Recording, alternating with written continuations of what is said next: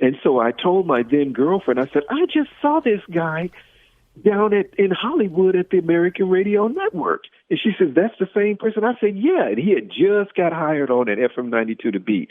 I said, the next time I go, I'm going to talk to him. And so that next Saturday, I went out there, and sure enough, he was standing at the board putting some things up, and I started talking. And there's Robert T. Graves. Check out his radio station website at 961krtg.net. That's 961krtg.net. And last time we talked about his time at 1230 KGFJ. So eventually, though, 6 months later, they were gone off the air. They had gone into Personal Achievement Radio, had bought them. Mm-hmm. And I was over at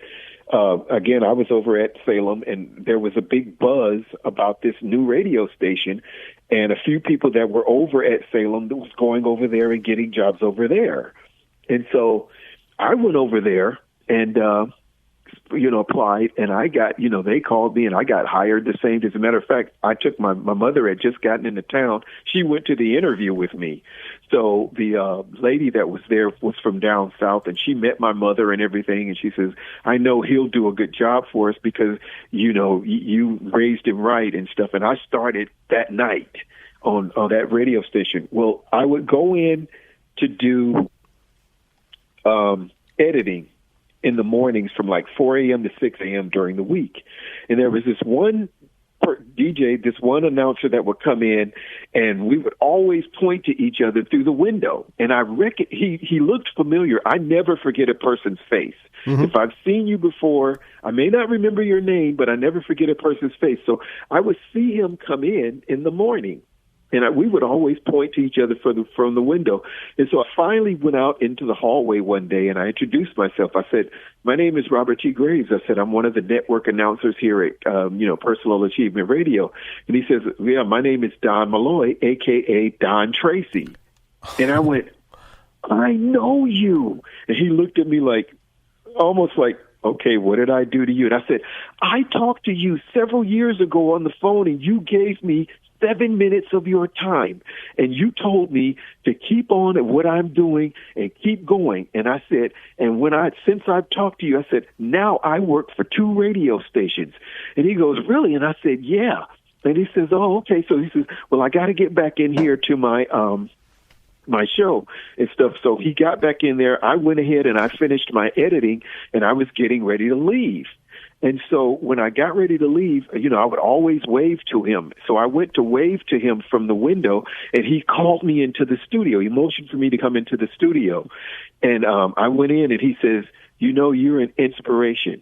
And I said, me? He goes, yeah. He says, we talk to people all the time that want to get into radio, and we give them all kinds of information. And he says, and we never know what they're going to do with it. He says, the fact that you're here in this station showed me that you took to heart what I said. I said, you just don't know what I've been through to get here.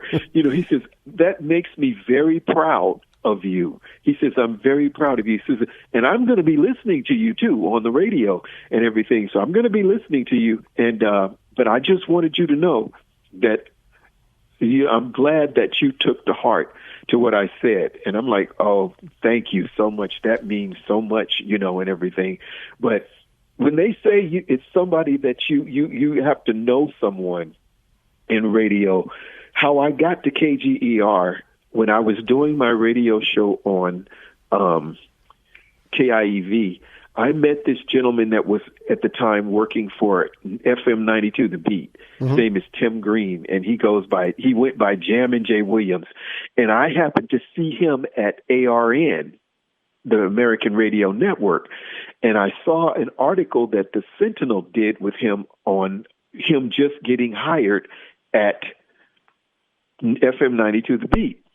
And so I told my then girlfriend, I said, I just saw this guy down in Hollywood at the American Radio Network. And she says, that's the same person? I said, yeah. And he had just got hired on at FM 92 The Beat.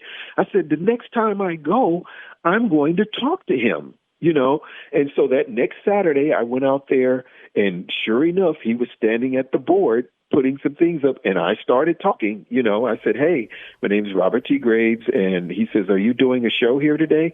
And I said, "Congratulations on your, getting on FM 92 to beat." And he says, "Thanks, I appreciate that."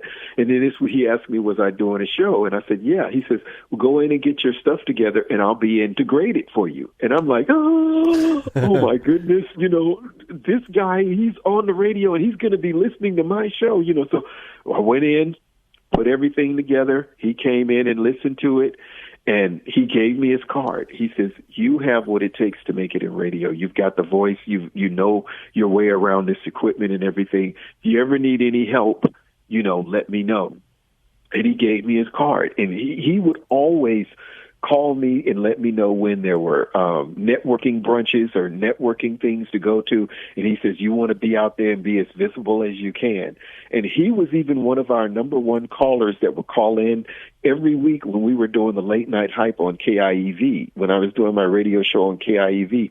But he would always call me and give me pointers on different things of what to do. And he was the one that suggested, "Why don't you go and do some board work at a small Christian station?"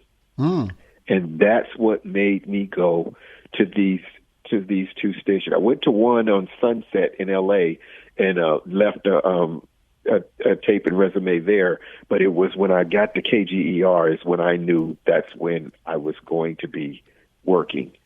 And I became the fill-in guy there, too. Every time we needed something, the operations manager, every Monday night we had a staff meeting, and we had pizza every Monday night.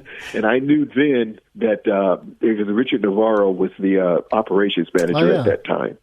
And every Monday night we had pizza, and every Monday night he had someone that was going on vacation that needed someone to fill in for, and I was the designated fill-in guy. And I was just so happy to be on radio. There would be even times I would go up to the station just to hang out and watch what they were doing because I was just glad to be there. And Kyrus told me, he says, you were one that you never leave the board. I said, "No, I can't take any chances of anything happening, and I go back to Bill Sheets, the engineer that told us before we left KGER, if you get KKLA on your resume, you can go anywhere in radio. Well, I ended up getting moved over to KKLA to do Saturday Night with Holly McClure. Oh, yeah. That was my first board hopping experience. And once I got KKLA on my resume, he was right. Everywhere I sent that resume to a radio station, I got hired at it. Wow. Yeah. Yeah, I get, looking back myself as well, extra gigs here and there, it has worked. I mean, from XM only. It was not XM Sirius because there were two separate companies at the time back in 2001 till about 2004. Then also other places like NBC Sports Radio in 2016 till about 2020. And now Westwood One, I work at part-time on the weekends on Saturday. So it's just, it's but it's also good to have, NBC Sports on your resume too. So that doesn't hurt either. Yeah. I had my share of sports shows at KTIE because when I had briefly left Salem for probably about a month or 2 months maybe, and I came back. And at that time, they had just started the University of Redlands football. And they had one person that was a couple of people that were running the board for it, but they could never get it right. And so when I came back, Larry Marino had trained me on how to run the board for them. And so I went in one Saturday night to run the board for them, and all they wanted to do, Mitch McClellan and Brett Malik were the hosts, that they were calling the game. All they wanted to do was be able to hear themselves. And with these other two board ops, they couldn't do that. Well, there was one step that was missing, and Larry Marino showed me how to run the board for them. By the time we got to halftime, Mitch McClellan was asking me, "Are you going to be back next week?" And I said, I don't know. They have me just running the board for now. He says, who do I need to speak to? Because I want you to run the board for us from now on.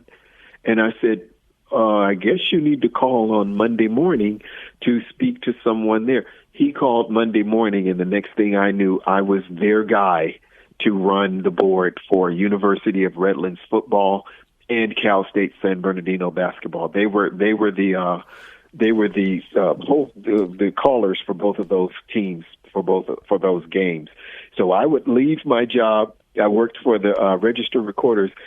When I had to work on it, during the week, I would leave my job at 5 o'clock, drive to Glendale, and go to work on the radio station from 7 o'clock till about 10, and then go home. So it's a wonderful. It was something that I really wanted to do. My mother told me, she's like, why don't you try something else? And during the time I was trying to get into radio, and I said, no, this is what I want to do. This is my thing. And, people would come in and they would ask me about it, and they would look at the board and they would think, oh, my goodness, you got all of this. And I said, this board just looks intimidating. I said, I only have to touch maybe one or two buttons on here. Everything else is set. You don't have to worry about it. I just need to turn on the mic and turn it off and talk and turn it off and then pot up one of the programs. I said, but everything else, all of these rest of these things, you don't have to really worry about. And I even made a little board out Bible. So when anybody tried to come in to work for me, I had taken pictures and made notes of the board about how they would need to set everything up and how the board was supposed to look if they had to fill in for me. And a couple of people saw that, and they're like, you did all of this? And I said, yeah, because I made one mistake one time, and I made sure I wasn't going to make those mistakes again. And I went and I bought me a little camera to work, and I took pictures of everything that I did. And with me taking pictures of it, I sat down and I typed up the notes, and I have it in a little folder. As a matter of fact, I still have that folder. Wow. Yeah. Yep. I still have all of the letters, too, from all of the radio stations that I had applied at before I knew what they were looking for. I have a folder with all of the quote-unquote rejection letters, as they call them, from every radio station that I had applied for. And then at the last page was the letter that Richard Navarro wrote to the staff saying, we want to welcome our newest employee, Robert Graves. And I was the last person that came through the internship and got hired at the station before we left and went over to Salem. Wow. Yeah, and it was, this is something that I always wanted to do. I mean, from all of the live broadcast and the working with all of the hosts and different people and all of the adventures. I mean, I wouldn't trade it for anything. I mean, there were times when there were headaches and stuff that, didn't work right, and, you had to scramble and do things, but it was all a part of learning, and I wouldn't trade it for anything.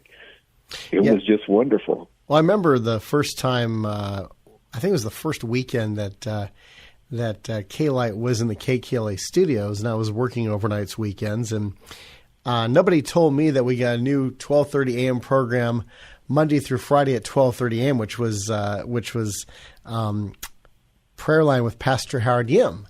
And I was like, nobody told me about this. He's suddenly calling me on the hotline, for 5 minutes playing some music just to figure out what's going on. Fortunately, you were there, and I forget who else was there to help me out. But it's like, I'm so glad you and the other person whose name slips me now were there, because otherwise I would have never gotten it on the air. It might have been John O'Brien.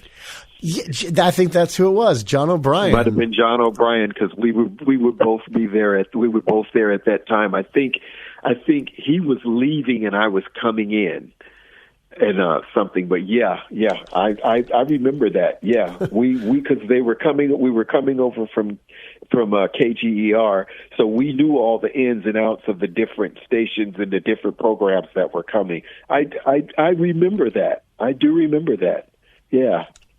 And it's like, oh, no, you just have to do this, and this. Yeah, I remember that. Whatever happened to John O'Brien? Have you been in contact with him? No, I haven't been in contact with John O'Brien for years. The last time I saw him, I was working for Sears in Westminster back in the mid '90s, and I was trying to get him on there with me because they were looking for some people to work in the warehouse, and they liked him. They did the interview with him, and they liked him, but it never materialized. He didn't come back for his interview or something, and I just never saw him anymore after that. Yeah, he's a really cool guy. I remember he told me some stories about working with Jim Ladd at KLSX and all that stuff. He says this was more during his heathen times, and he's like, Ladd lights up a joint on the air. It's like, hey, John, you want to share one here? Yeah. Yep. We both went over to the Personal Achievement Radio together and put in an application, and but I got picked. They didn't pick him for some reason. I don't know why, but I ended up getting picked and stuff, and he wasn't real happy about that. And I'm like, well, maybe you need to just try again, But he eventually got out of radio. And stuff. I think he was butting heads with a couple of people too, and it was just one of those things. So he eventually got out of it. But I had kept in contact with him until like the mid '90s, and then after that, I don't know where he is. I haven't seen him anymore. Yeah, because there's other people that I remember when we said goodbye to the Fish about a year ago. Salem sold all their Christian soft rock adult contemporary stations to EMF, which owns Air One and K-Love.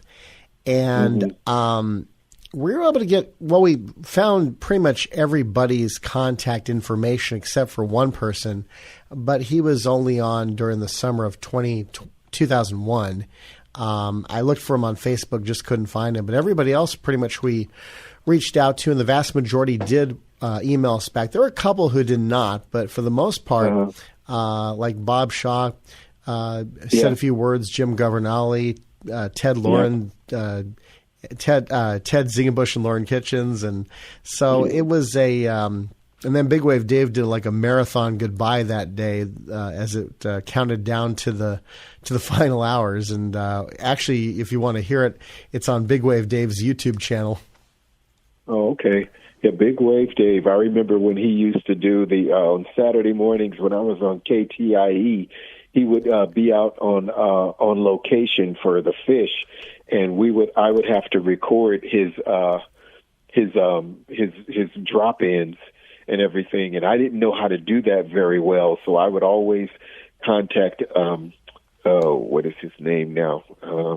Brad, who just passed away a couple of years ago. Yeah, he died last year. Brad Solomon. Brad Solomon. He called it. Me and him were known as the SWAT team on Saturday and Sunday mornings, and he would always assist me with helping to get Big Wave Dave's recordings done and get them inserted into the Fish. Because I didn't know how to do a lot of production because there were people there that did that. So when I was working on KTIE and KXMX, the stuff would be already done and programmed into the system. All I had to do was make sure it ran on the time that it was supposed to. But I could never get those recordings right with Big Wave Dave. But Brad, may he rest in peace, he was always there to help me.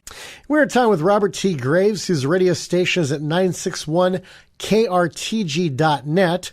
Also, if you'd like to be in our podcast or know someone you'd like to have as a guest, email us, joshdj57@gmail.com.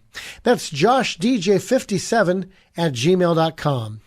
Next time, we'll share some more stories about Brad Solomon, and Robert's also going to share what experience in radio he received when he was a student at Sacramento State University.